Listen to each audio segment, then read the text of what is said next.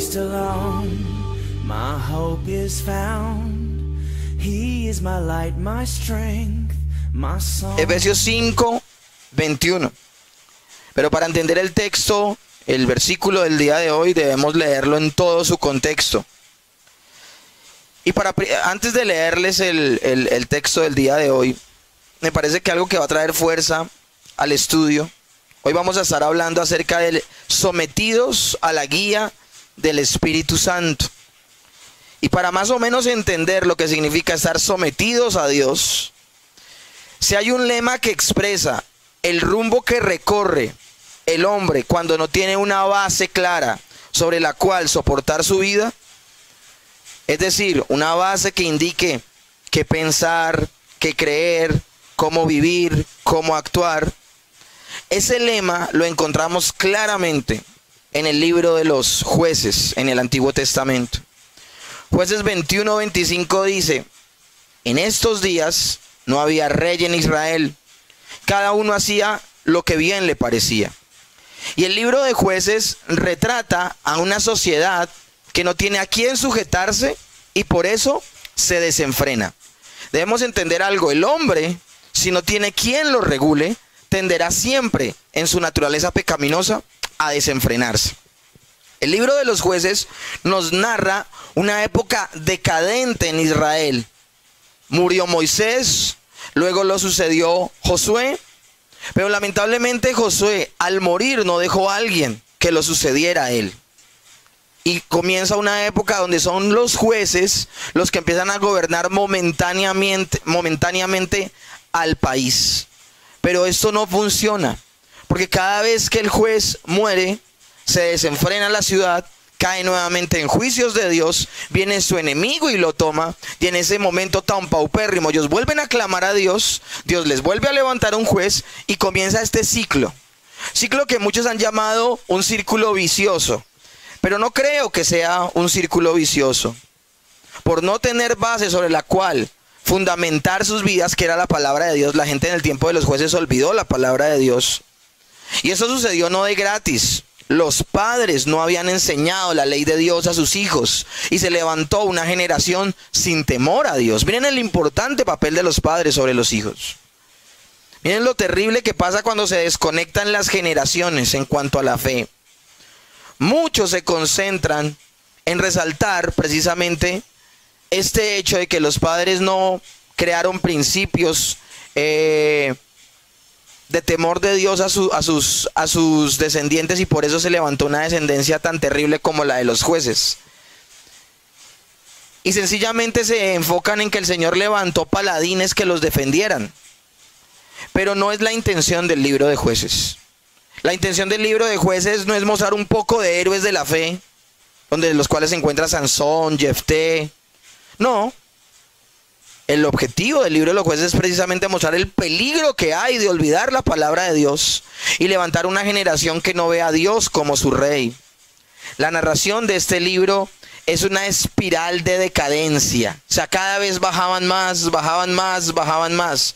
En el libro de Jueces podemos ver fácilmente cómo un hombre hace un pacto loco sin conocer a Dios. Y le dice a Dios: Dios, si gano esta batalla, cuando llegue de la batalla, ofrendaré a la primera persona que me salude. Y sale la hija. Y él tiene que sacrificarla. O sea, esto es terrible. Es una persona que ignora y no conoce al Dios a quien sirve. Y el mismo libro de Jueces termina con una historia desafortunada. Y es como un hombre, luego de permitir que violen a su mujer durante toda la noche muchos hombres, la descuartiza y manda cada parte de su cuerpo a una región de Israel para que la gente se levante en celo contra una tribu del mismo Israel. Y una tribu de Israel desaparece literalmente, destruida por sus hermanos. Eso es lo que sucede en tiempos de los jueces. En tiempos de los jueces vemos vejámenes terribles. Vemos como un profeta falso se levanta, cómo se levantan personas supuestamente diciendo que sirven a Dios cuando no lo hacen. Y todo esto sucede porque no había rey en Israel y cada uno hacía lo que bien le parecía. Sin una autoridad que le enseñe al hombre qué debe pensar, qué debe creer, qué debe hacer, cómo debe vivir, el hombre vive en una espiral en decadencia. Ahora, te aseguro que esta expresión, que se nos diga qué pensar, qué creer o cómo vivir, no es una expresión que le agrade al común de las personas. Porque las personas tienen un concepto de libertad incorrecto. Tal vez aún para alguno que está aquí escuchando, no le guste el término que alguien le tenga que enseñar qué creer, cómo vivir y cómo actuar. Y precisamente no le gusta porque le gusta mucho ese término libertad. Y libertad en cuanto a cómo tú percibes la vida. Es uno de los argumentos más fuertes de la comunidad LGTBI al día de hoy. ¿Quién me enseña a mí cómo pensar? Es una de las características que ahora permea la educación moderna. ¿Cómo yo le voy a enseñar a un jovencito cómo creer o cómo pensar? Vivimos en una época que da miedo. Una época donde cada vez más el posmodernismo se toma la sociedad. Y el posmodernismo es que ¿qué? Que no existen verdades absolutas, sino que todo es ¿qué? Relativo. Y lo que para ti es una verdad, para mí no lo es. Y lo que para ti es una norma moral, para mí no lo es. Y esto hace una locura del mundo en el que vivimos. Por eso vivir en este mundo da miedo. Es increíble ver cómo la sociedad rechaza a las autoridades en este momento de cualquier tipo. Los policías son los enemigos. Y hago una aclaración, yo sé que la policía se ha ganado en muchas oportunidades esa desconfianza. Pero hablemos que no vamos a justificar nuestra anarquía en contra de las autoridades establecidas por Dios. La gente en general debería confiar en la autoridad de la policía. ¿Me comprenden? Yo sé que hay muchos corruptos, pero de eso no se trata. Se trata de que la gente ha tomado eso como excusa para no respetar a la policía. ¿Ok? Los profesores ahora son los enemigos de los hijos. Los líderes religiosos son los enemigos de la libertad. Porque estamos en una época donde la sociedad no acepta autoridades más allá de su propia percepción. O sea, la última palabra la tiene la persona en sí. Y no quiere ser regulada. Vivimos en un mundo anárquico.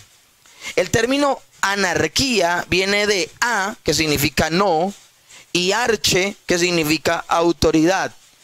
Un mundo anárquico es un mundo sin autoridad, donde cada uno piensa, cree, hace lo que bien le parece. Pero gracias a la acción del Espíritu Santo en nuestro ser, los cristianos no vivimos sin autoridad. Los cristianos no vivimos en el tiempo de los jueces, así todo el mundo viva en la época de los jueces. Los cristianos no vivimos sin un rey. Los cristianos tenemos un rey y vivimos bajo su reino. Nuestra vida está sometida a un rey. Y ese rey es nuestro Señor Jesucristo. Colosenses 3:4 dice: cuando Cristo, vuestra vida, se manifieste, entonces vosotros también seréis manifestados con Él en gloria. Es por eso que el lema del libro de los jueces, que bien se puede aplicar a nuestros días, no es aplicable para nosotros. Vuelvo y repito, el libro de los jueces, que habla de que todo el mundo hacía lo que bien le parecía, producto de que no había rey en Israel, aunque es un libro que aparece en las escrituras, y aclaro, es un libro histórico, o sea que del libro de jueces no podemos sacar doctrina, porque es un libro que histórico, que relata un momento desafortunado de Israel, que hay gente que toma el libro de jueces para hacer doctrina, y está mal. El libro de jueces no se puede tomar para hacer doctrina porque es un libro histórico. El Señor nos está diciendo que leamos ese libro para hacer lo que se hizo en esa época, porque es palabra de Dios. Sí, es palabra de Dios, porque el propósito del Espíritu Santo al establecer el libro de los jueces era gritarle al autor, al lector, que leyera ese libro. Le grita el Espíritu Santo al lector del libro de los jueces: no vivas una vida insurrecta al rey. No vivas una vida que no se sujeta al rey. Porque tú como creyente y yo como creyente no somos las personas que vivían el tiempo de los jueces. que no tenían que darle cuentas a nadie. Nosotros vivimos en un momento completamente distinto. Tenemos un rey y no hacemos lo que nos parece, sino lo que él demanda. Y en torno a nuestras relaciones diarias y cómo vivimos los unos con los otros, el Señor nos señala la manera en que debemos vivir. Por esa razón, para entender el verso 21 de Efesios 5, que es lo que vamos a ver hoy, el texto es muy corto. Dice: someteos unos a otros en el temor de Dios. Vuelvo y repito: someteos unos a otros en el temor de Dios. Ese es el texto que vamos a estudiar hoy. Pero yo no voy a poder estudiar este texto si no leo toda la idea temática, desde el verso 21 hasta el 33. Y el 6, el capítulo 6 de Efesios 1 hasta el 9. Es decir, hoy les voy a leer casi 15 versículos para solo poder comprender el verso 1. No voy a entrar a explicarles todos los versículos, porque eso es lo que vamos a hacer de aquí en adelante, ¿ok? Dentro de 15 días, dentro de 20, y así nos tome un mes, vamos a hablar de todo lo que les voy a leer a continuación. Pero la fuerza del pasaje de someteos los unos a los otros en el temor de Dios, tú no lo vas a comprender lo que se nos avecina con ese someteos a Dios si no leo todo el pasaje. Amén. Someteos unos a otros en el temor de Dios. Las casadas estén sujetas a sus propios maridos como al Señor, porque el marido es cabeza de la mujer, así como Cristo es la cabeza de la iglesia, el cual es su cuerpo y él es su Salvador. Así que como la iglesia está sujeta a Cristo, así también las casadas lo estén sujetas a sus maridos. Maridos, amad a vuestras mujeres, así como Cristo amó a la iglesia y se entregó a sí mismo por ella, para santificarla, habiéndola purificado en el lavamiento del agua por la palabra, a fin de presentársela a sí mismo una iglesia gloriosa, que no tuviese mancha ni arruga ni cosa semejante, sino que fuese santa y sin mancha. Así también los maridos deben amar a sus mujeres como a sus mismos cuerpos. El que ama a su mujer, a sí mismo se ama, porque nadie aborrece jamás a su propia carne, sino que la sustenta y la cuida, como también Cristo a la iglesia, porque somos miembros de su cuerpo, de su carne y de sus huesos. Por esto dejará el hombre a su padre y a su madre, y se unirán a su mujer, y los dos serán una sola carne. Grande es este misterio, mas yo digo esto con respecto a Cristo y a la iglesia. Hijos, obedeced en el Señor a vuestros padres, porque esto es justo. Honra a tu padre y a tu madre, que es el primer mandamiento con promesa, para que te vaya bien y seas de larga vida sobre la tierra. Y vosotros, padres, no provoquéis a ira a vuestros hijos, sino criadlos en disciplina y amonestación al Señor.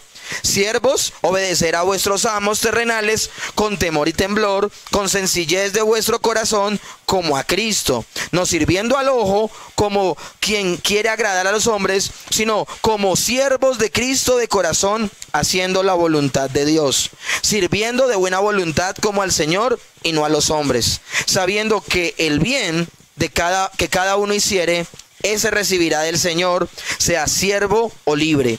Y vosotros, amos, haced con ellos lo mismo, dejando las amenazas, sabiendo que el Señor de ellos es vuestro Señor y está en los cielos, y para Él no hay acepción de personas. Amén.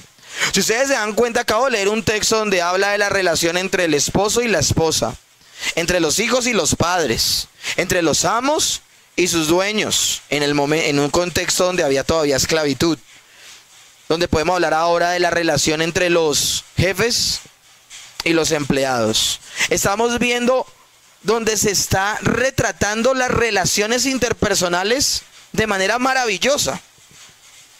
Por esa razón yo no me voy a tomar un fin de semana para hablarles de todas las relaciones. Vamos a tomarnos un tiempo para hablar de la relación del esposo con la esposa, de la esposa con el esposo, de los hijos con sus padres, de los empleados con sus jefes y de los jefes con sus empleados. ¿Me están comprendiendo?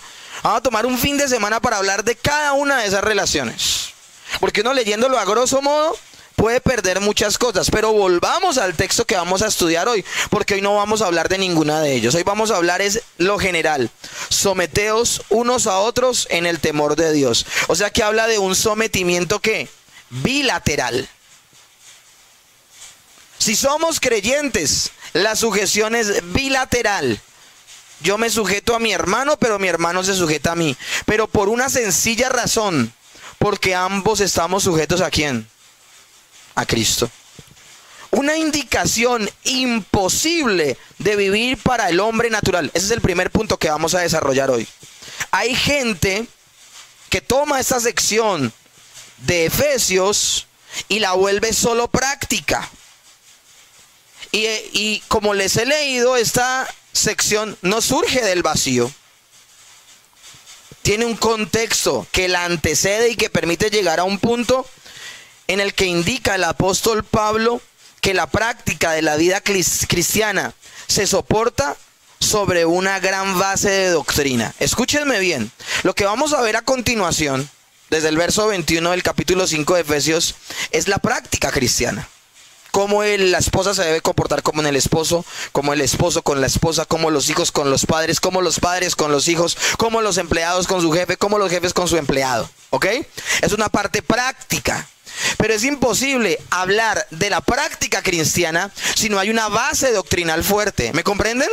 Por eso un pastor hace mal en tomar un sermón y mandarlo de una vez a la práctica sin hablar de doctrina.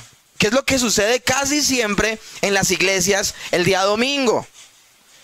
Desde el púlpito se dice, tú debes portarte bien, tú debes agradar a Dios, tú debes hacer la voluntad del Señor, pero no se muestra la doctrina, la base doctrinal de por qué me debo comportar así. La gente en la mayoría de las iglesias obedece a un Dios o intenta obedecer a un Dios que no conoce y tampoco conoce por qué debe obedecerlo. Si a mí mi hija me pregunta por qué no debo mentir y yo le digo porque desagrada a papito Dios, pero no le pregunto por qué, pero no le explico por qué desagrada a Dios el mentir. Si no le explico a ella por qué mentir está tan mal. Si tan solo le digo porque la Biblia lo dice, no le estoy diciendo a ella verdaderamente por qué es tan malo pecar al mentir. Pero si yo a mi hija la siento y le digo, amor, nosotros fuimos hechos para ser la imagen y la semejanza de Dios. Y cuando tú mientes, no representas bien a Dios porque Dios no miente. Dios es veraz todo el tiempo. Dios todo el tiempo está diciendo la verdad y en sus palabras no hay mentira. Amor, ¿tú estás representando bien a Dios cuando dices mentiras? ¿Eres su imagen? Una niña de 8 años, ¿qué va a decir? ¿Está bien o está mal mentir, Elisa? ¿Por qué? Porque no representas a Dios. Ahí sí hay una razón por la cual no mentir. ¿Me están comprendiendo? La persona va a poder practicar eso porque le di la doctrina. Ahora, si esa persona no ha nacido de nuevo, por más explicaciones que yo le dé, no dejará de mentir. Porque esta es una directriz que se le da a los creyentes. Esta práctica no es una condición para ser creyente. Hay gente que dice, si quieres ser verdaderamente creyente, compórtate así. Y esa enseñanza es herética, porque eso está queriendo decir que yo soy un creyente por las obras. Este fragmento de Efesios no es un fragmento que se invita al incrédulo a comportarse así para ser creyente. Este fragmento de las Escrituras no nace de un vacío. No aparece Pablo de la noche a la mañana diciéndole, bueno, de aquí en adelante vamos a ser buenos maridos, buenas esposas, buenos hijos, buenos padres, buenos empleados. No. Esta es una directriz que le da Pablo a la iglesia del Asia Menor después de haberles dado un cúmulo de doctrina maravilloso, donde en primera instancia se está dirigiendo no a todo el mundo en general, sino que se está dirigiendo a creyentes en particular, solo a personas que han nacido de nuevo, y les está diciendo, ya que en ti mora el Espíritu Santo, compórtate de esta manera. Este comportamiento no te vuelve creyente. Este comportamiento declara que ya eres creyente. ¿Están comprendiendo? Y esto es muy importante entenderlo. ¿Por qué razón? Porque al día de hoy los sermones en la iglesia son sermones moralistas que le demandan a las personas hacer cosas que ellos no pueden porque sencillamente no han nacido de nuevo. Porque la gente sale frustrada de las iglesias. Porque la gente a veces abandona la iglesia y nunca más vuelve. Porque no le han enseñado su condición caída. No le han enseñado lo imposibilitado que está de manera natural de ser un buen esposo, de ser una buena esposa, de ser un buen hijo, un buen padre, un buen empleado, un buen jefe. Y sencillamente le imponen serlo. Una persona frustrada se va porque no va a poder aplicarlo. Pero si a una persona se le habla de lo imposibilitado que está y de lo necesitado que está de Cristo, y lo primero que se le hace es presentársele a Cristo, esa persona va a correr por la misericordia de Dios. Y si Dios actúa en él, esa persona va a correr a Cristo y se va a sujetar a él. Amén. Por eso cada texto, cada sermón de cada domingo, de alguna manera, así sea el tema que sea, debe conducir a las personas a Cristo. Porque no va y sea que dentro de la congregación haya una persona que no ha nacido de nuevo y le quede muy claro que él solo no puede aplicar lo que se está diciendo. Y si Dios le ilumina, pueda correr a Cristo. Amén. Todos los pasajes de la Escritura, todos los sermones del día domingo, toda la predicación debe de alguna manera conducir a Cristo. Amén. Pablo ha expuesto los 3 primeros capítulos de la carta a los Efesios y le ha dado a la iglesia un cúmulo doctrinal grandísimo. Y a partir del capítulo 4 empieza a hablar de la práctica cristiana. ¿Comprenden? Solo hasta el capítulo 4 empieza a hablar de la práctica. Solo empieza a hablar de que ya que somos esto, ahora actuemos como creyentes. Y el capítulo 4 y el capítulo 5 habla de la necesidad de ser y de demostrar que somos verdaderos creyentes. Y terminando el capítulo 5 y de ahí en adelante habla de solo práctica. ¿Están entendiendo el orden?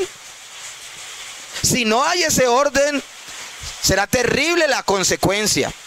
El cristiano debe vivir acorde a su llamado. Efesios 4:1. Os ruego que andéis como es digno de la vocación con que fuisteis llamados. El apóstol Pablo pasa de la teoría a la práctica. Durante 3 capítulos ha hablado de doctrina, pero comenzando el capítulo 4 empieza a decirles: esa doctrina que les acabo de predicar, vamos a practicarla porque debemos ser evidentes a la hora de practicar nuestro cristianismo. ¿Ok? Pero desde el capítulo 5 puntualmente va a decir en qué aspectos debemos demostrar nuestro cristianismo. ¿Ok? Ahora, él empieza a reemplazar poco a poco con acciones que reflejen lo que somos ahora. Efesios 4, 22 al 24. En cuanto a la pasada manera de vivir, despojados del viejo hombre que está viciado conforme a los deseos engañosos, y renovados en el espíritu de vuestra mente, y vestidos del nuevo hombre. Hemos leído este pasaje hasta la saciedad, de cómo dejar viejos hábitos y tomar nuevos hábitos. Porque a veces se piensa que ya me convertí y de una soy nuevo. Tú debes disciplinarte y poco a poco ir abandonando esos viejos hábitos y revistiéndote de una nueva actitud. ¿Cuánto tiempo nos va a tomar esto? Toda la vida. Toda la vida. Sin duda, y soy reiterativo en esto, es fundamental recordar que este llamado a una vida en santidad se produce luego de que el apóstol Pablo ha expuesto lo que Dios ha hecho a su iglesia. Yo no le puedo exigir a una persona que haga esto si antes no le he explicado por qué doctrinalmente. ¿Qué quiero significar con esto? Que la vida en pos de la santidad es la respuesta de la obra de gracia que hemos recibido. Por esa razón, no puedo exigirle a un incrédulo que viva una vida correcta. El cristianismo no es un sistema moral. La fe cristiana no se basa en haz esto y deja de hacer aquello. En eso no se basa la vida cristiana. Si el cristianismo puede vivir en pos de la voluntad de Dios, es por la obra que Él ha hecho en nuestra existencia. ¿Ok? El cristianismo no se basa en tu capacidad moral. porque el hombre no tiene capacidad moral. El cristianismo se basa en la obra que Dios ha hecho en ti, y es que te ha hecho nacer de nuevo. ¿Qué es nacer de nuevo? Que habita dentro de ti el Espíritu Santo, y tú ya no ves las cosas como las veías antes. Lo que te parecía bueno, pues ya no es tan bueno, porque ya el Espíritu Santo a través de la palabra te muestra que no es tan bueno, ¿ok? Y tú terminarás inexorablemente, ¿qué? Abandonando eso que está mal. La respuesta de vida surge de la obra que Dios ha hecho en nosotros y no del esfuerzo del hombre por ganarse el favor divino. Es que muchas veces seguimos militando en una salvación por obra, ¿saben? Y me esfuerzo y yo lo voy a hacer, y no se trata de eso. Por eso yo dejo claro desde el principio del sermón que estas no son características que te hacen a ti creyente. Son características que demuestran que has nacido de nuevo. Amén. Este estilo de vida indica, y lo señala el apóstol Pablo en este pasaje que hoy empezamos a estudiar, no se puede vivir una vida que agrade a Dios si Dios no ha hecho una obra en nuestro interior. Y esto es muy importante de entender. Pablo va a entrar, luego de que a las personas le han quedado claro lo que eran antes y lo que son ahora, y cómo deben dar testimonio y demostrar que son creyentes. Ahora el apóstol Pablo va a empezar a mostrar los roles en el hogar y en el trabajo. Por eso ustedes no pueden faltar a ninguna de estas predicaciones, porque vamos a ver los roles: el rol de la esposa, el rol del esposo, el rol de los hijos, el rol de los padres, el rol que tú tienes como empleado o como jefe. Y es muy importante, y por eso no lo vamos a tomar a la ligera, y vamos a ir por partes. Primero el rol de la mujer, luego el rol del varón, luego el rol de los hijos, el rol de los padres, el rol como empleado y como jefe. Amén. Tristemente he visto que no se hace así en los púlpitos. Lastimosamente se obliga a las personas, vuelvo y reitero, a vivir una vida de manera supuestamente correcta sin el auxilio y el amparo del Espíritu Santo. Sin antes enseñar que solamente se puede vivir bajo estas verdades si se tiene al Espíritu Santo, el cual le es dado y depositado a los verdaderos creyentes, estas enseñanzas serán vanas. Si el apóstol Pablo se tomó 5 capítulos para entrar al capítulo 6 y hablar de los roles, ¿por qué una persona locamente se va a parar en el púlpito y va a llegar automáticamente al capítulo 6 y decirle a las personas vivan de esta manera? Si ven lo importante de la predicación de manera ordenada, de manera expositiva, si ven lo peligroso que es seleccionar textos, la gente al día de hoy manipula y manosea la escritura. He visto muchos problemas de pareja en mi iglesia. Me parece que debo hablar de los roles del hombre y de la mujer, y de una vez lo aborda. Y de una vez empieza a hablarle a la mujer: mujer, sujétate al varón. Y la mujer ve el monstruo que tiene en la casa: y yo sujetarme a ese señor. Ahora le dice al hombre: compórtate como Cristo. Y el hombre se ve a sí mismo como tan falto que dice: pero ¿cómo? Trata como vaso frágil a tu mujer. Dice: pero ella me tiene a mí como pera de box, y ahora yo tengo que tratarla.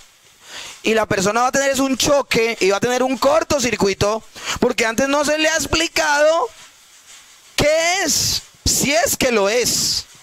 Porque muchas congregaciones tienen un montón de personas no creyentes que se congregan cada 8 días. Ahora, estoy hablando de aquellas iglesias que de alguna manera incorrecta, pero que aunque sea, se esfuerzan en predicar la palabra. De incomodar un poco al auditorio al decirles: sujétate a tu marido, o de decirle al marido: trata amablemente a tu esposa. Porque pocas iglesias ahora tocan estos textos. Pocas iglesias. Lo que hacen ahora los payasos que se llaman pastores es decirle a las parejas: tendrás una vida feliz. Si das el pacto que estoy diciéndote, tendrás un matrimonio maravilloso de manera mágica y automática. No se detienen a hablar de los roles. Si hay algunas iglesias que van a estos textos y los predican, deben tener en cuenta que no pueden llegar automáticamente a este texto. Si quieren enseñar Efesios capítulo 6, deben haber pasado por el capítulo 1, 2, 3, 4 y 5. Como iglesia lo hemos hecho. Como iglesia hemos sido ordenados y como decía Pablo, no he rehuido a enseñarles todo el consejo de Dios. No de manera mágica hemos llegado al capítulo 6 y estamos terminando el capítulo 5. Pues con ese cúmulo de doctrina que has albergado y abrazado en tu corazón, es que ahora el Señor te dice que debemos sujetarnos los unos a los otros en el temor de Dios. La condición de que yo tenga una buena relación con mi prójimo es que en primera instancia Dios actúa en mi vida. Eso significa en el temor de Dios. Esto es tan claro en el versículo 21 donde se inicia esta sección. Y el verso 21 es el puente natural con lo que el apóstol ha enseñado y lo que hemos visto últimamente a lo que vamos a empezar a enseñar. ¿Ok? El apóstol viene tratando las características de la vida que es dirigida y controlada por el Espíritu Santo. Nuestro tema anterior fue una vida controlada por el Espíritu Santo, control versus descontrol. ¿Se acuerdan? Hablamos de llenos del Espíritu de Dios.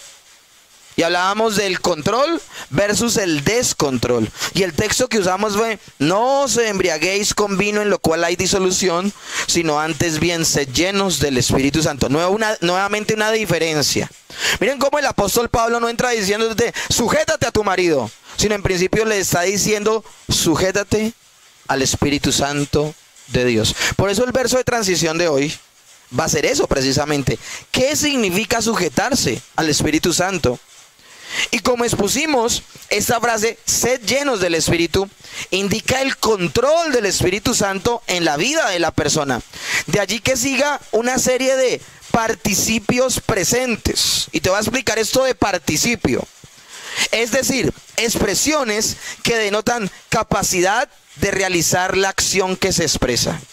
Tú eres capaz de sujetarte a tu marido, tú eres capaz de sujetarte a de amar a tu esposa, tú eres capaz de ser justo con tus hijos, eres capaz de obedecer a tus padres, eres capaz de ser un buen jefe, eres capaz de ser un buen empleado. ¿Por qué? Porque en principio andas en el Espíritu, andas bajo el control del Espíritu Santo. Y les expliqué hace 8 días que una cosa es ser lleno del Espíritu Santo al nacer de nuevo, y otra cosa es andar en el Espíritu. Explicábamos 8 días atrás que una persona puede haber nacido de nuevo y andar día a día contristando al Espíritu Santo, y por esa razón no va a poder hacer lo que se le está diciendo. Y no porque en él no haya la capacidad, sino porque él no ha dejado el control de su vida al Espíritu Santo. Cada vez que un creyente dice es que no puedo, no está viviendo en el andar del Espíritu Santo. No le está entregando el control al Espíritu Santo. Tú lo que haces, lo haces porque te dejas guiar por tus emociones, por lo que sientes, por lo que te dice tu cónyuge, por la presión que ejerce tu jefe, por lo desordenados que están los niños. O sea, tu caminar es un caminar apasionado y emocional, o es un caminar consciente y sujeto al Espíritu Santo. Porque les aseguro que nos volveremos menos erráticos si le damos el control de nuestras vidas al Espíritu Santo. ¿Y cómo sé cuál es la voluntad del Espíritu Santo? Pues lee la palabra.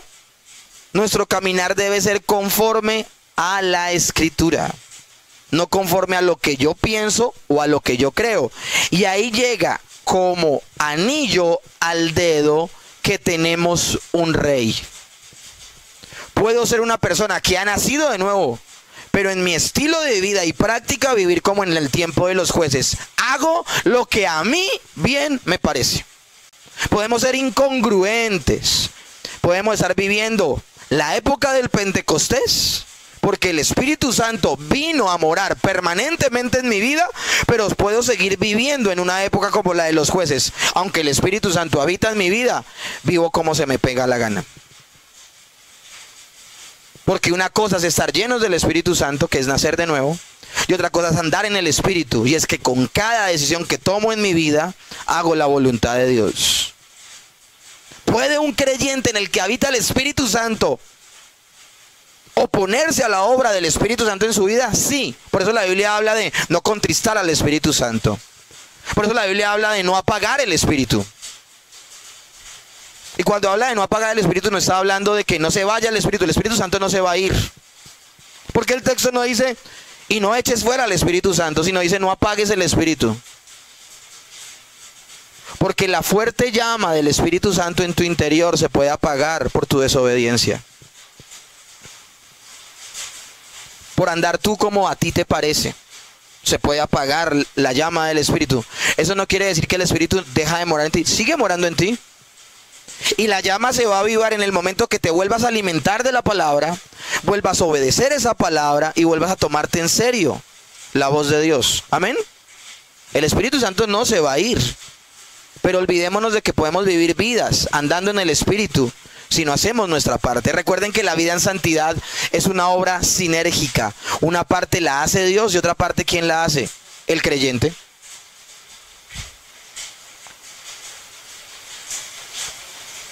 Y como expusimos con esa frase, llenos del Espíritu, que indica el control del Espíritu Santo en nuestras vidas, que habla de participios presentes donde habla de que eres capaz de hacerlo. Pudimos ver la semana pasada cómo ese andar en el Espíritu se evidencia en nuestra manera de hablar, en nuestra manera de comportarnos y en nuestra manera de relacionarnos con los demás. Y dentro de estas indicaciones de la vida de aquel que es controlado por el Espíritu, es que reluce el verso 21. Someteos unos a otros en el temor de Dios. Y da 3 ejemplos, vuelvo y lo repito. El sometimiento de las esposas con los esposos, de los hijos a sus padres, de los siervos a sus amos. Pero son solo 3 ejemplos de un principio que se aplica a todas nuestras relaciones. Porque nosotros no solo somos hijos, no solo somos padres, no solo somos esposas, esposos, no solo somos empleados y jefes, sino se aplica a nuestra relación de hermanos, a nuestra relación de compañeros, a nuestra relación aún de personas que no conocemos al otro, pero el otro, por ser la imagen de Dios, yo me debo relacionar bien con él. Hoy nos centramos en este versículo 21, pues se convierte en la base, en el principio que soporta todas las demandas que siguen a continuación. Someteos a unos a otros en el temor de Dios. La Biblia del lenguaje actual dice sometiéndose unos a otros en el temor de Cristo. ¿Crees que esta indicación podría ser vivida por alguien que no está el Espíritu de Dios dentro? Ya lo hemos hablado, no. Es infructuoso enseñar a los no creyentes lo que Pablo está a punto de tocar. Dice William Hendrickson, cuando alguien está lleno del Espíritu, su deseo será preocuparse por las actividades indicadas en estos participios. La actitud hostil hacia estas actividades o a una actividad de indiferencia de las que está llamadas a practicar el apóstol Pablo, muestra que el individuo a quien se le aplica esta enseñanza en el no mora al Espíritu Santo. Si tu actitud es apática a lo que nos está aconsejando a Pablo aprender, es algo que nos evalúa. Y evalúa no tu comportamiento, evalúa tu condición espiritual. Evalúa si en realidad has nacido de nuevo o no. Sometiéndoos, ¿qué quiere decir? Efesios 5:21 habla de la palabra someterse, sometiéndoos.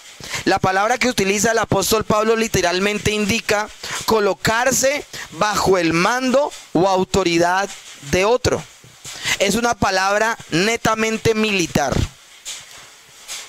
La primera cosa que entiendes o que has de entender cuando prestas el servicio militar es que ya no eres tú quien decide las cosas de tu día a día. En el manejo de tu tiempo, en lo que harás, en tu comportamiento.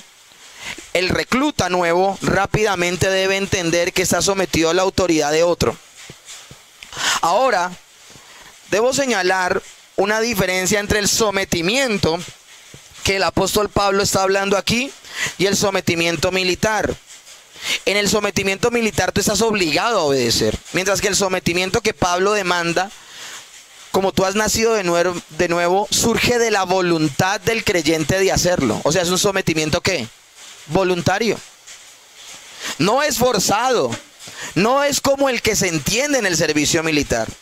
Ahora, someterse a la autoridad de otro implica netamente humillación. Y quiero aclarar aquí algo, porque alguien puede tener la cabeza puesta en el texto, sujétate a tu marido. No he llegado allá, entonces no estoy hablando de ese texto. Y cuando te hablo de una actitud de humillación, no estoy hablando de que te humilles sujetándote a tu marido. No, no hemos llegado a ese texto.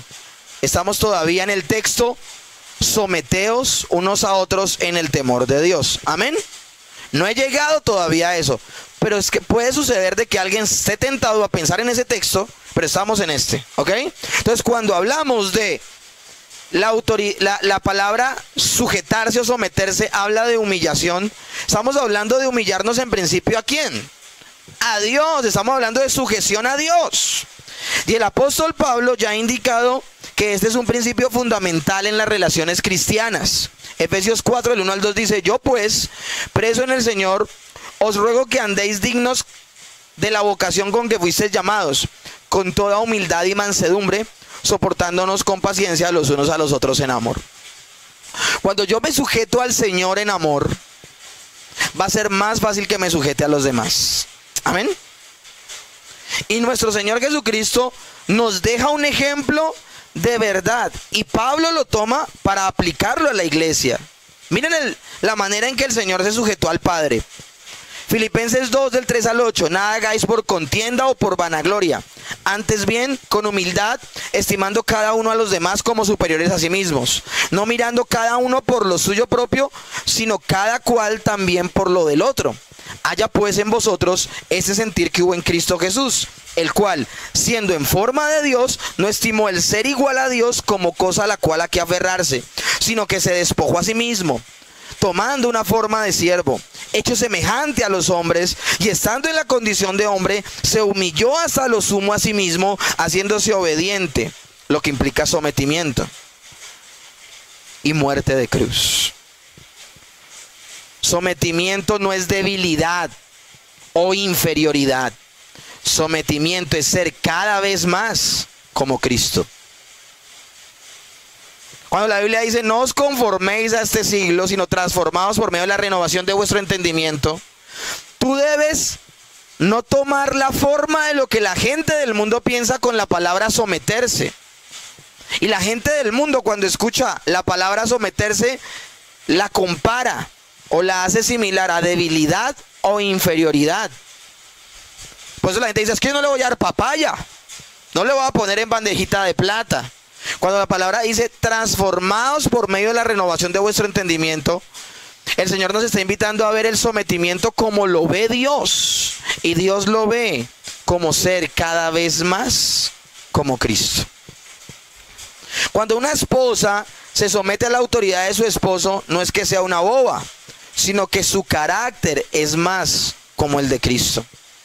Cuando un esposo ama a su esposa sacrificialmente, no es un débil, sino que es más como Cristo. Cuando un hijo se somete a sus padres, no es débil, es que su carácter es más como el de Cristo. Cuando los padres son dedicados en la educación de sus hijos, no son tontos, son más bien más como Cristo. Cuando un trabajador se somete a la autoridad de sus jefes, no es un sapo, es más como Cristo.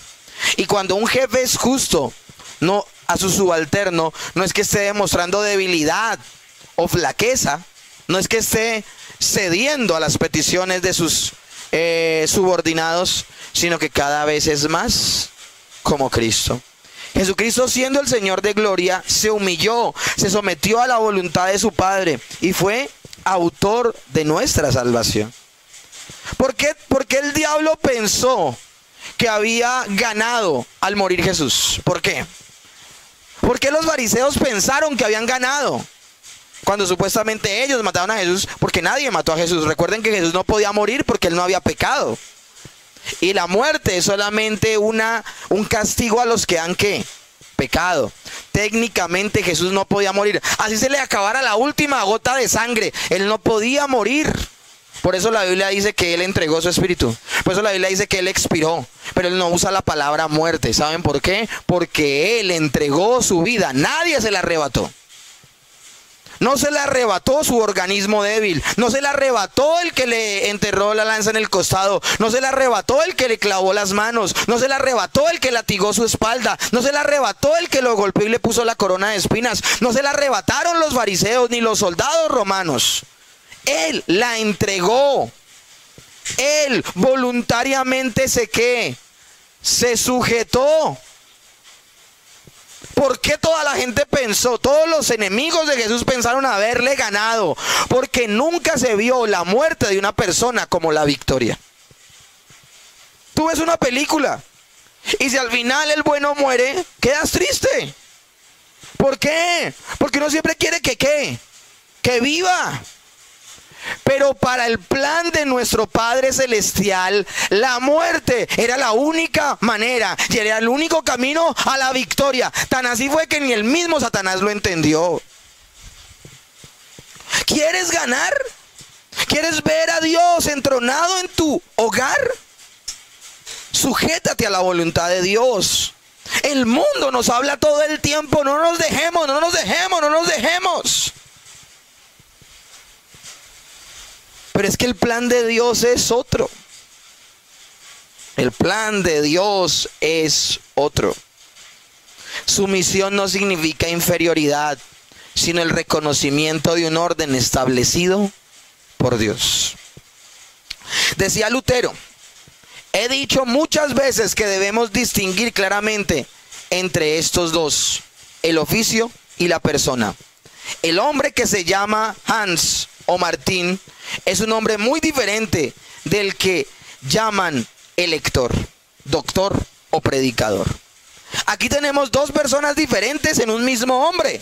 Uno es aquel en el que hemos sido creados y hemos nacido y de acuerdo con el cual todos somos iguales, varón o mujer, niño, joven o anciano. Pero una vez que hemos nacido, Dios nos adorna y viste con otra persona. Lo hace a usted hijo y a mi padre, a uno patrón y a otro siervo, a uno príncipe y a otro ciudadano. ¿De qué está hablando aquí Martín Lutero? Está hablando de roles, de que todos somos iguales, pero todos cumplimos una labor al interior de la sociedad y debemos sujetarnos unos a otros. ¿Mi esposa se debe sujetar a mí? Pero cuántos consejos brillantes han salido de la boca de mi esposa y yo he tenido que oírla. Y cuántas veces yo he pretendido tener la razón, pero luego de un tiempo de reflexión he entendido que Dios ha puesto a mi esposa a mi lado como ayuda idónea para que ella, con su óptica de ver la vida, me enriquezca mi óptica. El hecho de que ella se sujete a mí no significa que ella no sea una consejera para mí. No estamos violentando los roles, no estamos cambiando el orden de Dios. Y por el contrario, ella se sujeta a mí y yo la trato como vaso frágil. Y ambas situaciones, ambas tareas las cumplimos sin violentar los roles, pero hay una sujeción mutua.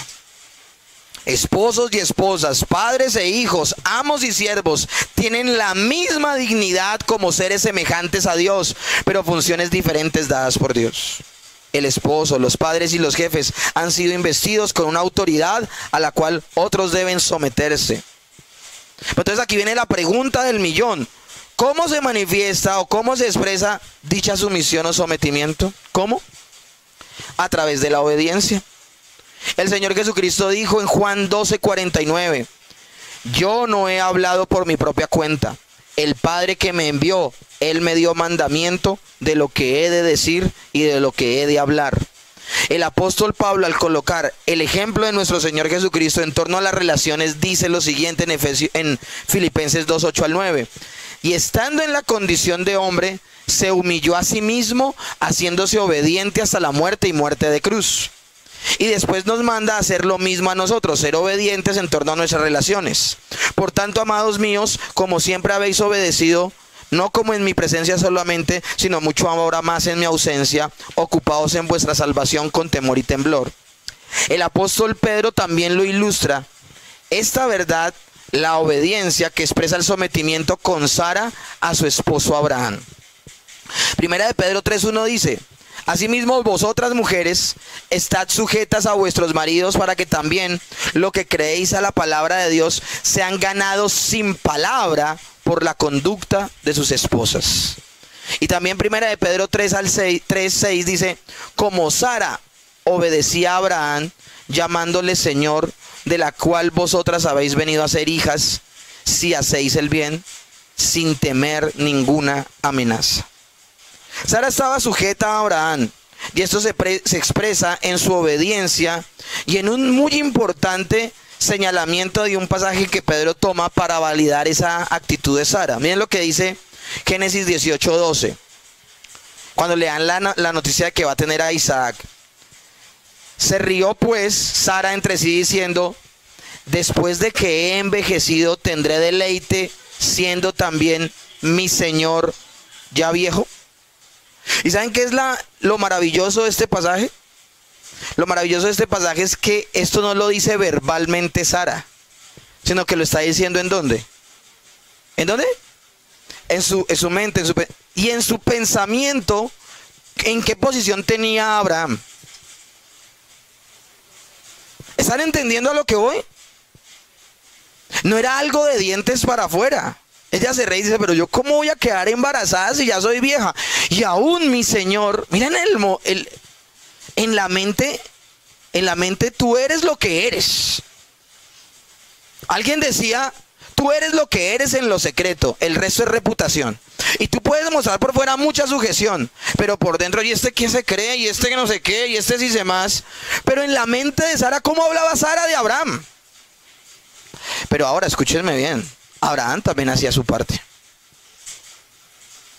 Porque en un momento dado Sara se levanta y le dice: echa a la sierva y a su hijo. Y Abraham en su corazón: ¿y esta qué se cree? Sino que Abraham tiene una lucha. Y Abraham contempla la posibilidad de lo que está diciendo Sara, y Dios le habla y le dice: escucha en esto a tu esposa. Es que la actitud de someternos a Dios para podernos someter entre nosotros es una actitud interna, ¿me comprenden? No es algo de dientes para afuera, es algo en lo que tú crees. Miren, mis hermanos, yo creo en respetar a mi esposa. Y eso me ha llevado a mí a bajar la voz cuando hablo con ella, que era uno de mis grandes defectos cuando teníamos discusiones. Yo elevaba la voz, la violentaba con los decibeles y ella se asustaba. Pero cuando tú crees en el principio, ese principio te lleva ¿a qué? A cambiar. ¿Sí ven cómo está desconectada la doctrina con la práctica? De que tú lo entiendas, de que tú lo concibas. Mis hermanos, no son las capacidades del individuo lo que lo hacen respetable, es la posición que ocupa. Porque la mujer puede decir: no, es que yo no me sujeto a mi marido porque es que él, ¿cómo por qué? Ni buen creyente es. Es que no se trata de eso. En el ejercicio tú estás sometido a una persona, aún en oportunidades te vas a sujetar a personas que son inferiores a ti en intelecto, en fuerza o en capacidad, pero que a Dios le plació ponerlas por encima de ti. Aquellos que están bajo autoridad, al verse mejores capacitados que sus superiores, a veces ven como una excusa para no sujetarse. Escúchenme bien. Aquellos que están sujetos a autoridad, al ver a la persona a la que tienen que sujetar inferior a ellos, ellos creen que eso invalida la autoridad de la otra persona. Y no es así. Y no es así. Para nada. Las esposas pueden llegar a menospreciar a sus esposos y a tratar de tomar el papel que no les corresponde. Los hijos despreciar a sus padres y quieren ser quienes dirigen las acciones. Empleados que desprecian a sus jefes inmediatos y tratan de estar por encima de sus direcciones. Todas estas acciones siempre serán un problema al interior de la sociedad. Las autoridades están para ser reconocidas y obedecidas. Ahora, ¿cómo voy a hacer la extensión correcta de este principio? aunque Pablo trae estos 3 ejemplos que ya he nombrado, el principio se extiende a todas las áreas de nuestra vida. Tito 3:1. Recuérdenles que están sujetos a los gobernantes y autoridades, que obedezcan, que están dispuestos con toda buena obra. Primera de Pedro 2:13. Por causa del Señor, someteos a toda institución humana, ya sea el rey o a superiores. Alguien podría decir aquí, y Martín Lutero nunca pensó en separarse de la iglesia. Nunca. Él en amor exhortó a la iglesia a cambiar, pero él nunca estaba pensando en abrirse. De hecho, a él lo echan, a él lo excomulgan, pero él estaba buscando el bien de la iglesia. ¿Lo están comprendiendo? Él no armó un sindicato. Él no se paró ahí. No, él lo que estaba haciendo era, de hecho, la invitación de él cuando publicó las 95 tesis, ¿saben cuál fue? Vengan y hablemos. Abro un espacio para poder hablar, para podernos manifestar, donde ustedes me digan bíblicamente por qué piensan así, y yo bíblicamente les voy a decir por qué pienso así. Ahora les pregunto, ¿ese debate se llevó a cabo? Nunca. Le cerraron las puertas. La autoridad de la época no tenía respuestas. Y al no sujetarse a Dios, escúchenme bien, que es lo que vamos a ver en 8 días porque ya me toca terminar. Y la iglesia, al no estar sujeta a Dios, perdió toda autoridad frente a Martín Lutero. Y en el momento que la persona que está sobre autoridad no se sujeta a Dios, pierde toda autoridad. ¿Me tengo que sujetar a mi marido aun cuando él me invita a hacer lo que no agrada a Dios? No, porque sobre un alto hay otro alto, dice la palabra de Dios. Y eso es lo que me gusta de la palabra de Dios, que uno no va a tomar a la ligera la práctica de lo que estamos hablando, sino que vamos a practicar estos principios como lo dice la Escritura. Amén. Vamos a dejar hasta allí. Voy a pedirle al Señor que nos ayude. Vamos a pedirle al Señor que Él no permita que nuestros hijos irrespeten a los profesores. Que no permitamos que sean rebeldes en un salón de clase. Que no miren a la autoridad del profesor con desdén. Crear el concepto de autoridad en nuestros hijos es muy importante. Eso evitará el día de mañana que se estrellen contra la realidad de que existen autoridades y ellos siempre las ignoraron. Es muy importante tener claro en este tiempo de anarquía el concepto de autoridad. Amén. Vamos a orar. Señor, en esta mañana te doy muchas gracias. Te pido, Señor, que a través de lo poco que hoy estuvimos analizando de tu palabra, Señor, tú nos puedas ayudar. Ayúdanos, Señor, te lo pedimos en el nombre de Jesús, a poder tener una vida práctica cristiana que demuestre que hemos nacido de nuevo. En nuestras relaciones podamos exaltar los roles que tú has dado a cada persona. Ayúdanos en el nombre de Jesús a poder comprender estas verdades y a poderlas aplicar. Señor, te pedimos en el nombre de Jesús que haya en nosotros el mismo sentir que hubo en Cristo Jesús. Que no nos encumbremos en nuestro ego, sino que nos hagamos humildes